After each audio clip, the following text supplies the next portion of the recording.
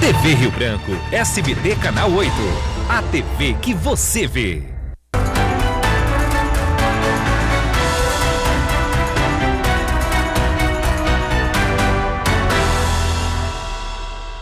Olá, amigos da TV Rio Branco. Hoje é quarta-feira. Amanheceu frio em Rio Branco, hein? E também em alguns municípios. Segundo o doutor Friali, a temperatura vai cair ainda mais no final da tarde e início da noite. Estamos começando mais uma edição do RB Notícias ao vivo aqui na sua TV Rio Branco, canal 8.1 SBT, Sistema Brasileiro de Televisão. Agradecendo carinhosamente a sua audiência, você da capital e também você do interior. Eu vou começar o programa de hoje, tá? No final do programa, como eu falei ontem, nós vamos receber aqui o Manuares Júnior, aquele comilão lá da Princesinha, o restaurante Pizzaria Princesinha, que já foi superado, né? Ele quebrou o recorde, ou o recorde como queira, na terça-feira passada, portanto há mais de uma semana, e anteontem apareceu outro que comeu mais do que ele, comeu 36 pedaços, ele comeu 35. Daqui a pouco a gente vai saber dele como comer 35 pedaços de pizzas sem passar mal, né? Sem se sentir mal. No segundo bloco, vou começar da frente para trás. No segundo bloco eu vou conversar com o radialista Damião Viana, da Rádio Difusora Triana, e também um empreendedor. Vamos falar sobre empreendedorismo. E eu vou começar o programa agora, com o apoio do Ara Super e também do Ara Mix, com o doutor Narciso Mendes. Seja bem-vindo, doutor. Muito bom dia. Bom dia, Muniz. Mas como eu já conferi, estamos a 1,5 metro de distância e já estou 2 metros. Já estou duplamente vacinado contra a Covid-19. Não pode tirar a máscara? Eu vou ter a minha máscara. Fica à vontade. Seja bem-vindo ao programa. Doutor, afinal de contas, já que o senhor tocou no assunto da máscara, qual é a sua avaliação? Avaliação como um cidadão comum, como empresário, como empreendedor, sobre o comportamento político-administrativo do governador, especificamente no que se refere às ações de prevenção e combate à pandemia do novo coronavírus, que resulta na tal de Covid-19. Você, tal não. Nós não podemos tratar a maior pandemia da humanidade como tal. Sim, mas é ou não é um inimigo? Mas você se reportou a que governo? Ao governador Gladys Cameli, a ex-prefeita Socorro Nery, que passou quase um ano também nesse enfrentamento, e agora o atual prefeito da capital, Tião Bocalon. Olha, Muniz, eu acho que, primeiro, como eu não sou candidato a nada, ninguém da minha família é candidato a nada, jornalisticamente, já dizia o Milor Fernandes, que o jornalismo que não é crítico presta-se como um armazém de secos e molhados. Mas isso não me impede de, quando necessário e merecidamente, alguém deva ser elogiado. Eu quero com isso dizer que o desempenho do governador Gladys Cameli em relação à Covid-19 me surpreendeu. E além da conta. Ele fez uma proeza que entre os 27 governadores do Brasil, Ninguém conseguiu? só ele conseguiu. Qual?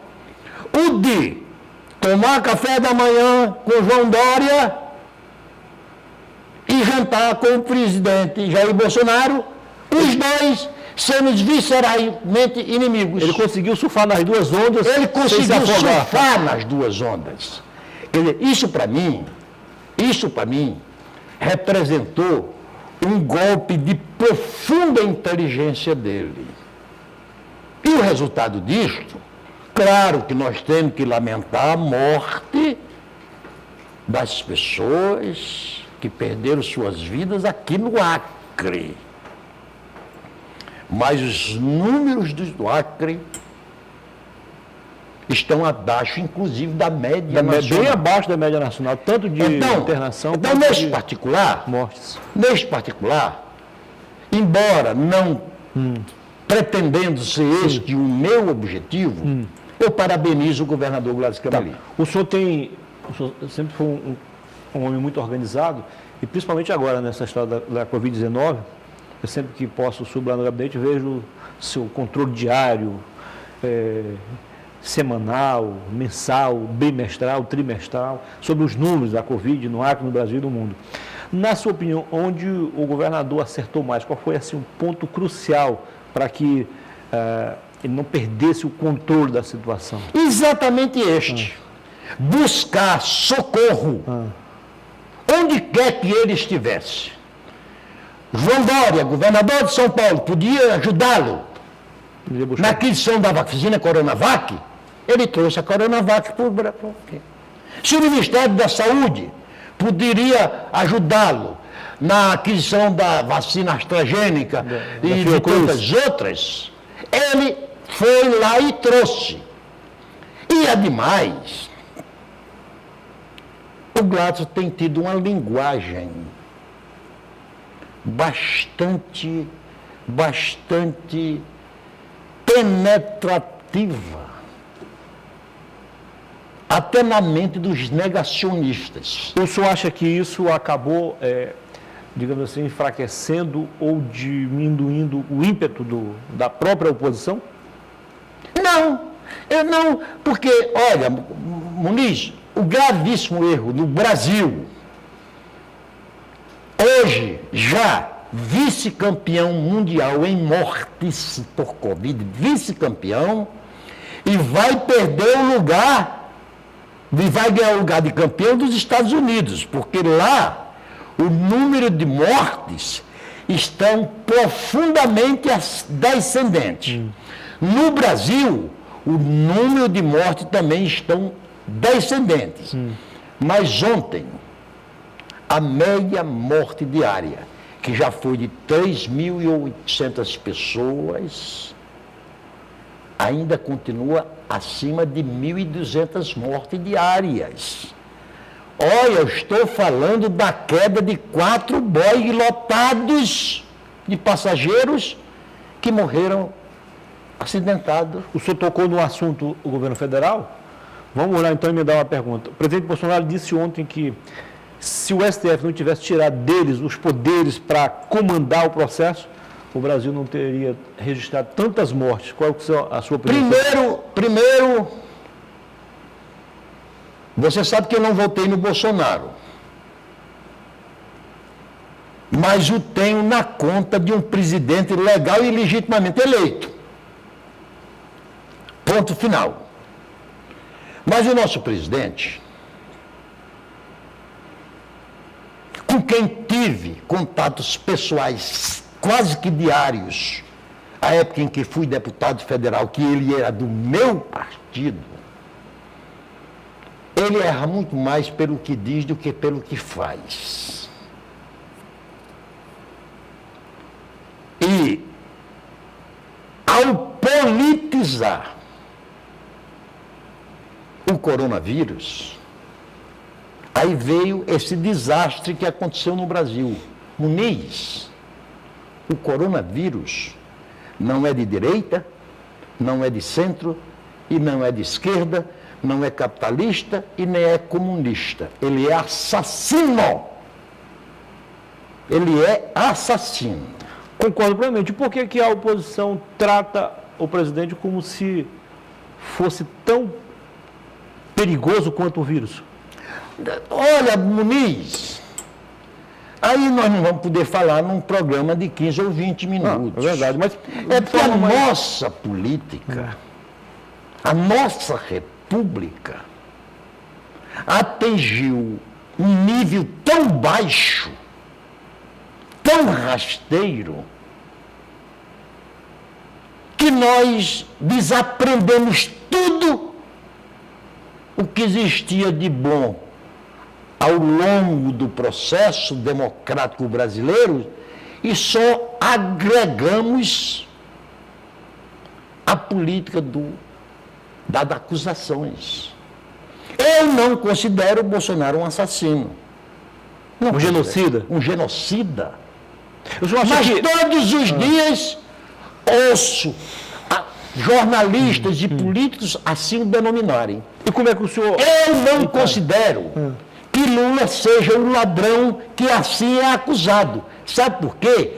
Porque essa linguagem de assassino para lá, genocida para lá e ladrão para cá, não enriquece a nossa democracia e faz enfraquecer a nossa república. Nós temos, os nossos políticos precisam mudar de linguagem. Com a experiência parlamentar que o senhor obteve na Assembleia, no Congresso Nacional, como é que o senhor imagina que vai terminar a CPI da pandemia? Eu quero apenas que a CPI da pandemia, que diga de passagem, está politizada, em certo grau politizada. Mas como não politizar se ela é composta por políticos? Sim, aí deixa. Seria inimaginável que uma CPI composta por político não fosse politizada. Agora, eu acho que a CPI da Covid, espero que ao seu final, no seu relatório final, quanto menos politização e mais ciência contiver, mais ela será útil para o nosso futuro. Sabe por quê, Muniz? Porque a Covid-19 não foi a primeira e nem será a última pandemia que a humanidade vai enfrentar. A primeira pandemia da humanidade data de mais de 3.000 anos.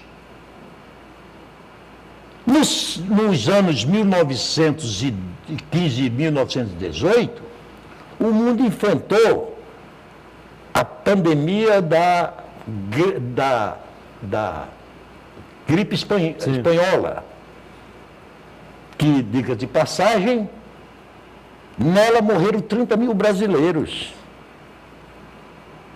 Então nós temos que sim, quando o assunto for ciência médica,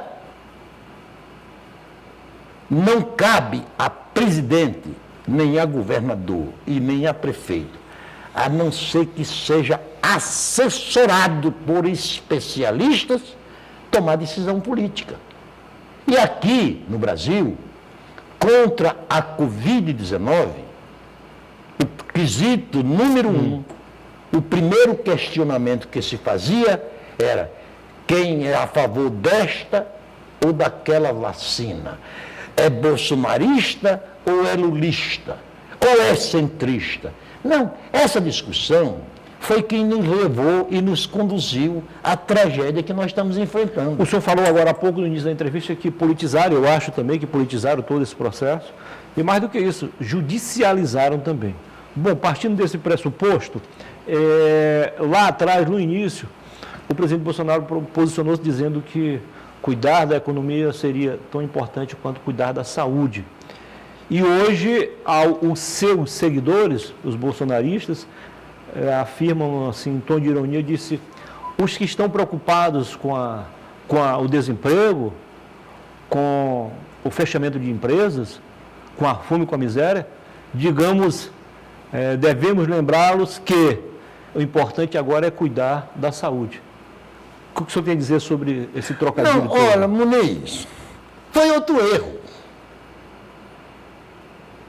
Entre a vida, entre a sua vida e o seu emprego, se ambos estiverem em risco, você precisa primeiro cuidar da sua vida. Claro. Então, eu não estou dizendo que a economia não é importante, a economia é importantíssima. E com relação, até en passant, você falou que o Supremo Tribunal Federal tirou a autoridade do presidente da República para ser o condutor do processo contra a Covid. Isto é uma inverdade. Mas tem algum decreto do presidente? Deixa eu explicar. A saúde pública é uma função tripartite. Claro. Governo federal, governo estadual e governos municipais. A responsabilidade são dos três. Claro. E o Supremo Tribunal Federal, o que fez foi realçar os termos da nossa Constituição, reafirmando que esta é uma atribuição que cabe também aos prefeitos, aos governadores e não exclusivamente somente ao presidente da República. E ademais, o Supremo Tribunal Federal tem sido bastante criticado, que isso é muito ruim para o país. Porque o Supremo Tribunal, nenhum ministro tira da sua cabeça uma ideia e institui uma jurisprudência. Supremo Tribunal, qualquer um dos nossos 11 ministros, dos nossos 11 dignos ministros, vamos tratá-los assim. Ele apenas, toda decisão que ele toma, só toma quando é provocado. Não, mas no caso dos... Peraí. E em sendo provocado, qualquer que seja a decisão que ele tome, agrada a uns e desagrada a outros. Mas no caso dos atos antidemocráticos que eles falam, eles tomaram a iniciativa. Mas, doutor, acabou o nosso tempo, eu quero agradecê-lo mais uma vez e colocar à sua disposição para o senhor fazer as suas considerações finais. Foi um prazer. Não, eu apenas agradeço a oportunidade, como eu estou aqui, sempre que for Solicitado, aqui estará. estou à disposição. Agora, dizendo uma coisa. Não sou blogueiro, Você não pensou ainda em ser blogueiro, não? não sou idiota, não invento nada da minha cabeça.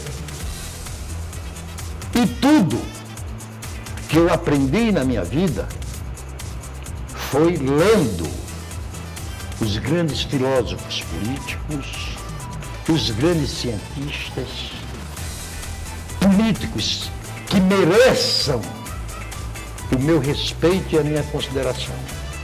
É por isso que eu tenho muita tristeza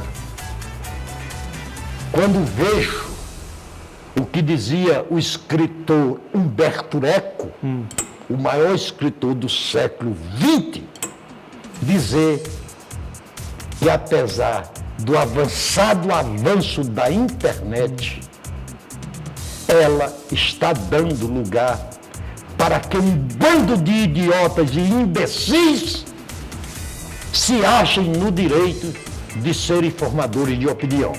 Muito bem. Sucesso. Depois do intervalo, eu volto para conversar com o radialista Damião Viana. Agora são 11h47. Até já.